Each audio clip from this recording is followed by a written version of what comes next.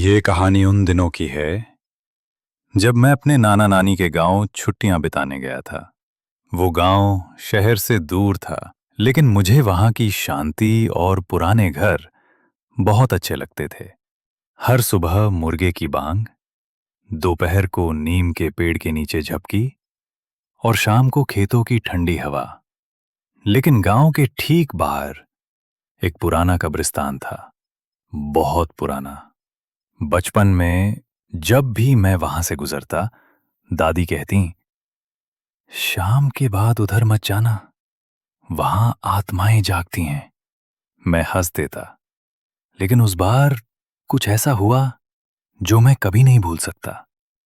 एक दोपहर मैं अपने कैमरे के साथ अकेला घूमने निकला। खेतों से होता हुआ कब्रिस्तान तक पहुंच गया। वहां पत्थरों पर नाम धुंधले हो चुके थे, कुछ कब्रों पर तो घास उगाई थी। मैंने एक अजीब सी शांति महसूस की। लेकिन तभी मेरी नजर एक टूटी फूटी कब्र पर पड़ी। उसके सिरहाने एक लोहे का छोटा डिब्बा रखा था। जिज्ञासा में मैंने उसे उठाया। काफी जंग लगा था, लेकिन जैसे तैसे खोलने में कामयाब हो गया। उसमें एक छोटी चमड़े की डायरी थी, बहुत ही पुरानी। उसके पन्ने पीले हो चुके थे। मैंने पहला पन्ना खोला। लिखा था, मेरा नाम आर्या है, और अगर कोई ये डायरी पढ़ रहा है तो शायद मैं अब इस दुनिया में नहीं हूं। मैंने सोचा कोई बच्चा होगा जिसने बस यूं ही लिखा होगा। लेकिन जैसे जैसे मैं पढ़ता गया, मेरी रूह कांपने लगी। डायरी में लिखा था कि आर्या को कुछ दिखने लगा था।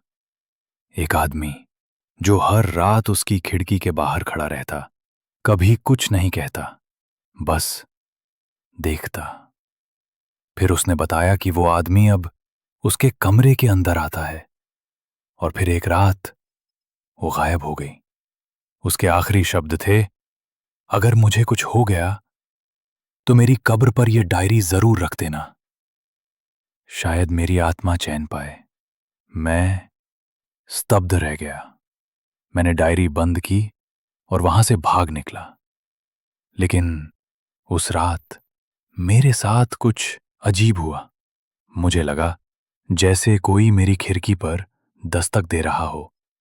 एक बार, दो बार, तीन बार। मैंने डरते हुए पर्दा हटाया। वहां कोई नहीं था। मैंने खुद को समझाया, शायद भ्रम है।